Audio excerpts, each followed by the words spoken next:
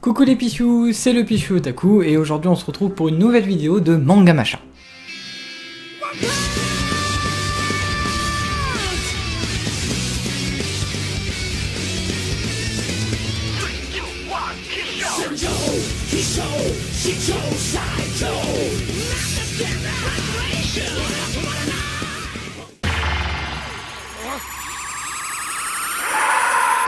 De quoi allons-nous parler dans cette vidéo? Eh bien nous allons parler de trois choses, et la première étant Alice. Alice, qu'est-ce que c'est? C'est la première Voxwave française. Voxwave, qu'est-ce que c'est? En fait c'est une voix créée artificiellement par des logiciels et tout, en français du coup pour Alice, et qui chante tout simplement, qui fait des belles chansons. Et puis c'est la première en France, qui d'ailleurs s'est présentée, s'il me semble bien, ou bien va se présenter à l'Eurovision. Voilà, l'Eurovision. Ce serait tellement classe que Alice puisse chanter à l'Eurovision, parce que ses chants sont vraiment beaux.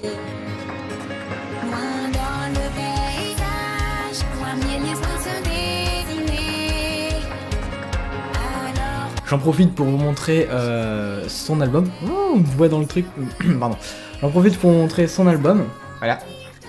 Vous voyez mon ordinateur, c'est génial. Donc voilà, son album Alice. Alors je vais essayer de vous le montrer de façon à ce que vous le voyez. Ok, d'accord. Alors cet album, c'est l'album Alice Espoir. C'est le dernier album qui est sorti, il me semble bien. Et en fait, bah, il était en vente à la Japan Expo. D'ailleurs, je l'ai acheté à la Japan Expo avec un t-shirt d'ailleurs. Et voilà, je suis très fan de Alice. Franchement, je trouve que ses chansons sont plutôt pas mal. Un peu robotique des fois, mais franchement, c'est très bien. Et il y a un univers et une communauté autour de cette personne-là, c'est l'Hatsune Miku française. Et donc voilà, j'avais envie de vous la présenter, je vous invite à aller la voir en concert en décembre. Alors, allez sur leur page Facebook ou Twitter ou tout ce que vous voulez, vous aurez les informations, mais elle va être en concert en décembre à je ne sais plus où, mais du coup ce serait intéressant que vous puissiez aller y jeter un coup d'œil et aller écouter quelques extraits de musique qu'il y a sur YouTube aussi, marqué Voxwave Alice, vous trouverez très fort, c'est possible que vous trouviez comme ça, et sinon voilà, donc j'avais envie de vous présenter pour cette petite vidéo et voilà.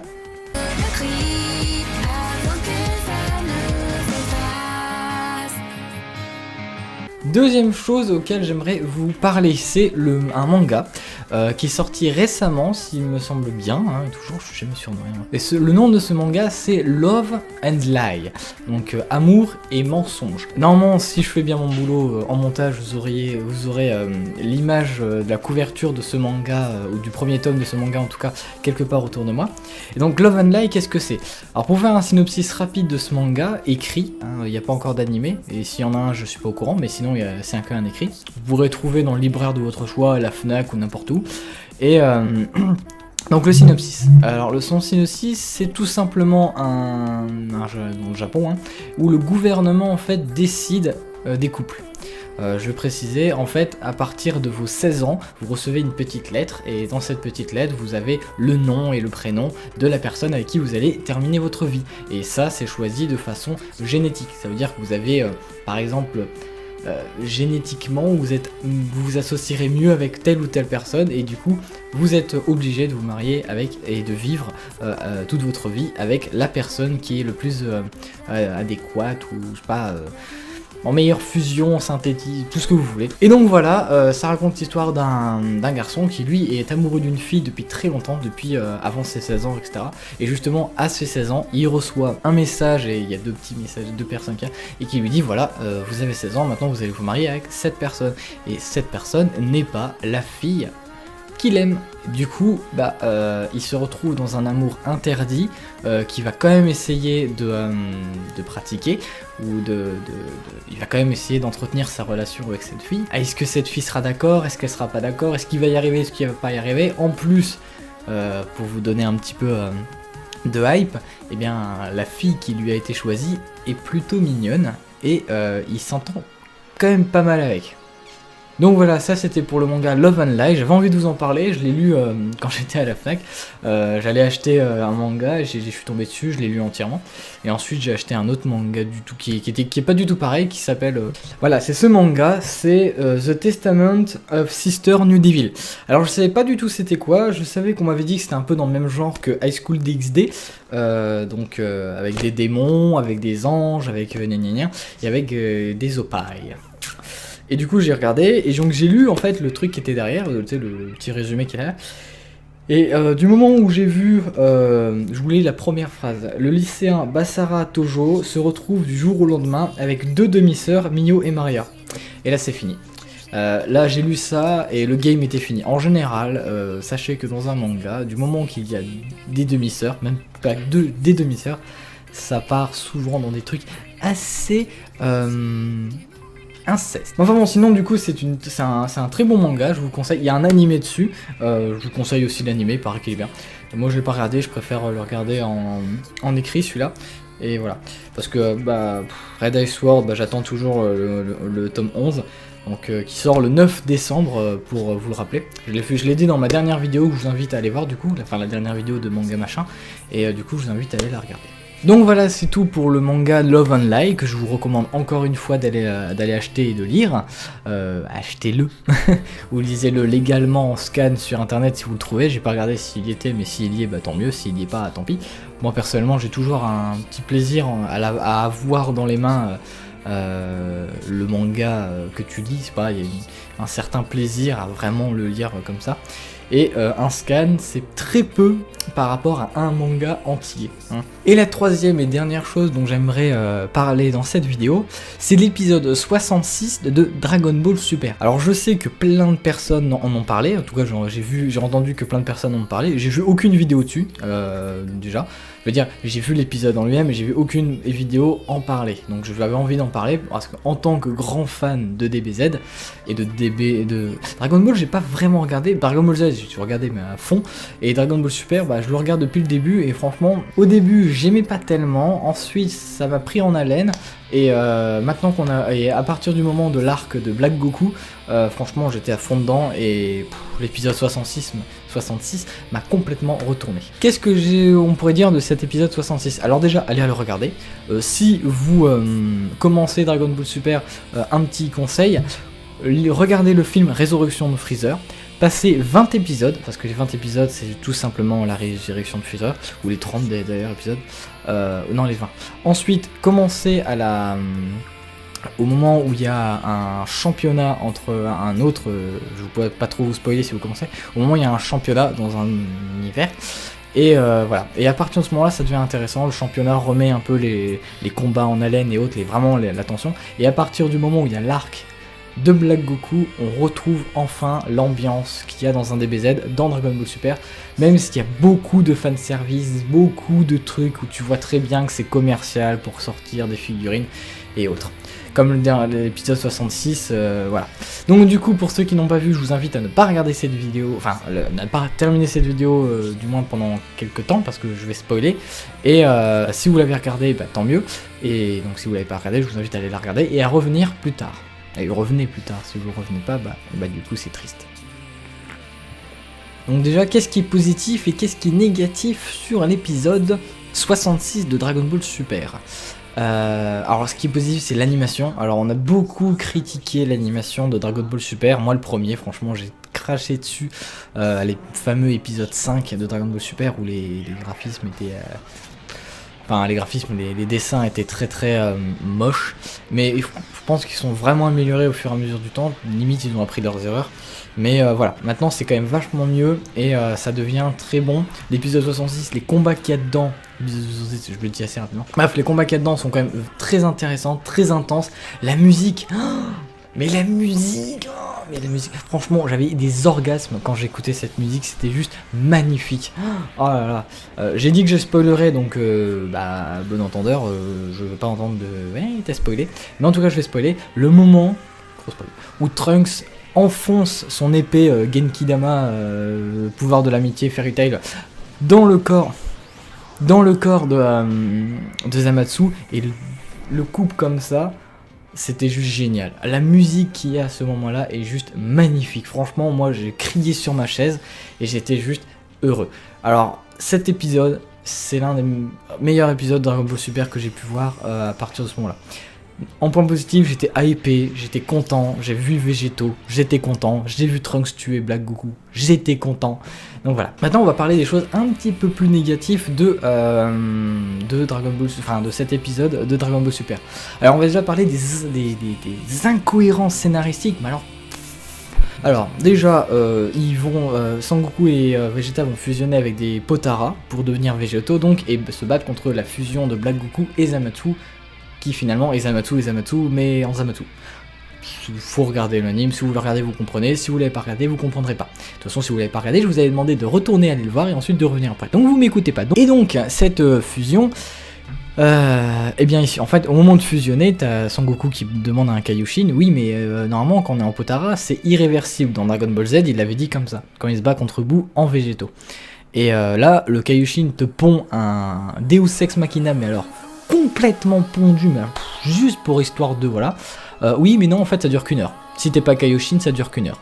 Voilà, donc franchement, alors cette explication, en fait, t'as l'impression qu'il voulait juste que Végéto apparaisse dans l'épisode pour faire une figurine Végéto Blue, parce que du coup Végéto se transforme en Super Saiyan Blue et devient super pété et se bat contre Zamasu. D'ailleurs, il est pas si pété que ça, parce qu'il a force égale à peu près contre Zamasu, même si une certaine bah, je pense que sur la durée il aurait battu Zamasu. Mais bon, voilà, je veux dire, c'est incohérent. Je veux dire, pourquoi est-ce que tout d'un coup ils deviennent à 1 heure? Et pourquoi est-ce que lui il le sait? Pourquoi est-ce qu'ils le disent maintenant, tu vois? Et qu'à Dragon Ball Z il l'avait pas dit, hein? Bon, à Dragon Ball Z il s'était enlevé et on savait pas pourquoi. Alors on avait parti du principe que c'était parce qu'il s'était fait absorber par Buu et que du coup leur fusion s'était annulée. Mais bon, je veux bien, mais là, à dire qu'il reste que 1 heure et du coup, ça s'arrête au bout d'1 heure. Surtout que la fusion ne dure pas 1 heure, non, elle dure 5 minutes. Même pas. Et alors, ils sont en train de se battre et tout, et en plein dans l'action, boum, Vegeta et Sangoku se dispersent en fait, et la fusion se termine. Et ils se font défoncer. Et là, du coup, t'as le Kaio qui les regarde et il fait « Ah oui, ils ont dû utiliser toute l'énergie de leur fusion. » Comment dire que cette explication-là m'a encore plus fait hérisser les cheveux. C'est pour ça que du coup dans cet épisode, j'étais très partagé entre la hype de voir Végéto, parce que en tant que le fanservice il était là et je l'ai reçu à bras ouverts, mais j'étais vraiment partagé entre la hype de cet épisode et du contenu et les incohérences qui nous ont pondu, où vraiment ils se sont foutus de notre tronche, mais alors... Oui, ça dure que 1 heure, oh, il a consommé la moitié de l'énergie, enfin toute l'énergie de sa fusion. Et puis n'en parlons pas de le pouvoir de l'amitié qui arrive de je ne sais où que Trunks utilise pour créer une lame lumineuse. Alors déjà il regarde sa lame, il fait... On dirait qu'il force un peu pour aller aux toilettes. Hop, sa lame devient toute jaune et puis il répare son épée qui était cassée. À la limite, moi je veux bien, Végéto le fait, Black Goku le fait... Là il le fait, il concentre son énergie dans... Voilà, on va dire que voilà, c'est ça, à la limite c'est probable. Il se bat contre Zamasu, il perd. Et là, tout d'un coup, il y a le pouvoir de l'amitié qui apparaît, hein, on sait pas comment. Et tous les humains de la Terre, sachant qu'à mon avis, il en reste pas beaucoup, il doit en rester une centaine à tout casser. Peut-être 200, 300, droit des milliers, allez. Qui lui donne son énergie, il absorbe l'énergie et Vegeta et Sangoku aussi, à mon avis Vegeta et Sangoku ont beaucoup aidé là-dessus, et en gros c'est un Genkidama, hein. C'est comme quand Sangoku fait le Genkidama en levant les mains, et ben là c'est pareil, sauf que c'est Trunks qui reçoit l'énergie des humains, et puis qui les met dans son épée, et ça fait une grosse épée qui grossit à la Final Fantasy, une épée grande comme ça, tu sais, et il l'enfonce dans Zamasu, qui lui n'est plus immortel pour les raisons... Je vous invite de regarder l'épisode, j'ai pas envie de m'étaler sur toutes les explications de l'épisode. Et du coup, Trunks remonte l'épée, alors la musique est parfaite à ce moment-là. Et le moment où il y a l'épée qui fait comme ça dans Zamasu et qui le coupe en même temps qu'il crie, c'est assez gore, mais c'est tellement bon. Il manquerait plus qu'un petit peu plus un petit peu plus de sang et autres, et franchement ça serait bien. Mais bon, la censure, tout ça.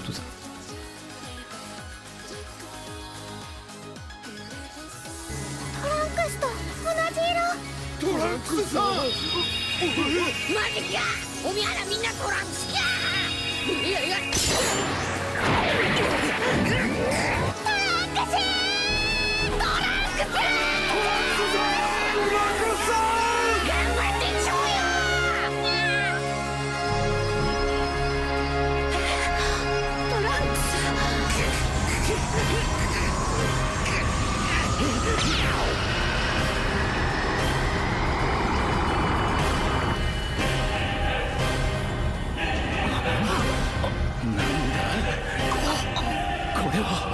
この星に生きるみんなの木の光だ。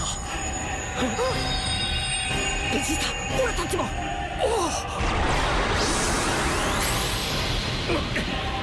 感じるみんなの力を俺に貸してくれ。人間の力がいくら集まろうと神にかなうものか。行くぞみんな、サバスを倒す。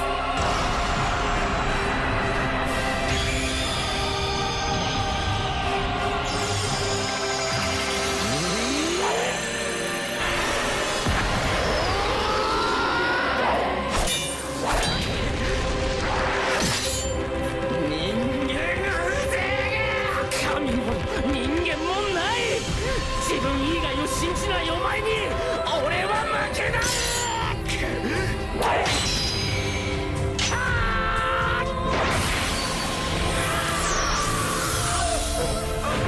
なんだこの力は。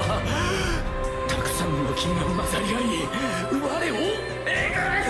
自分一人の正義に浸るお前に俺たちの生きる思いを潰させるものか。こんな人間が神に正義に仇なすのか。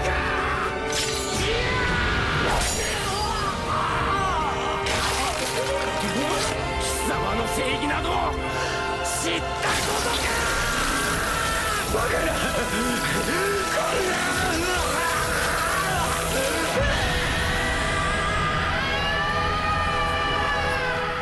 C'est tout pour cette vidéo de manga machin. Je vous invite à aller à vous abonner, déjà de une, hein, à vous Pichou abonner pour rejoindre la Pichou Family de notre Pichou chaîne YouTube, les Pichou Otaku. Alors comme je l'ai dit dans la dernière vidéo manga machin, des vidéos de Pichou vont bientôt arriver, on va bientôt les tourner, et du coup ils devraient sortir sous peu. Et alors je sais pas trop ce qu'elle va faire, mais vous sortira des trucs assez intéressants. Donc soyez patients les Pichoutes, ou les Pichous qui veulent voir du Pichout. Et sinon voilà, donc abonnez-vous, suivez-nous sur Twitter et Facebook. On a une page Facebook qui s'appelle Les Pichou Otaku tout simplement, donc vous allez chercher, vous devrez trouver. Et on a un Twitter qui s'appelle Les Pichou Otaku tout simplement. On a aussi un Instagram, alors mon Instagram c'est Le Pichou Otaku, et son Instagram à la Pichoute c'est La Pichoute Otaku, ou La Pichou Otaku. Et donc voilà, je pense que vous trouverez très facilement, il n'y a pas tout le monde qui s'appelle comme ça sur Instagram ou même ailleurs. Du coup voilà, c'est tout pour cette vidéo. Je vous invite à aller regarder la vidéo côté manga qu'on a faite sur Assassination. Donc voilà, c'est tout pour cette vidéo. Je vous invite à regarder la dernière vidéo côté manga qu'on a faite sur Assassination Classroom. Ça aussi, ces vidéos côté manga vont bientôt revenir, hein, avec les cours et autres. On essaye de gérer, mais bon, faut qu'on s'organise, et donc ça devrait arriver bientôt. Ou les logs de la dernière vidéo, du coup, de manga machin. Et si vous voulez plus d'informations sur la chaîne, je vous invite à regarder la vidéo de présentation que j'ai faite avec Pichout sur le contenu de la chaîne et autres. Du coup, ça vous informera sur le contenu que Pichout va vous offrir et que moi je vous offrirai à l'avenir. Normalement, les manga actu, les vidéos manga sur l'actu, enfin les vidéos sur l'actualité des mangas devraient pas tarder. Je cherche encore un format très rapide à vous faire et qui me prennent pas trop de temps à moi pour que je puisse pas trop être handicapé au niveau des études. Donc je vous tiendrai au courant sur Facebook, Twitter ou autre. Prenez soin de vous et à la prochaine. C'était le Pichou Otaku et Pichou bisous à tous et Pichou. Au revoir.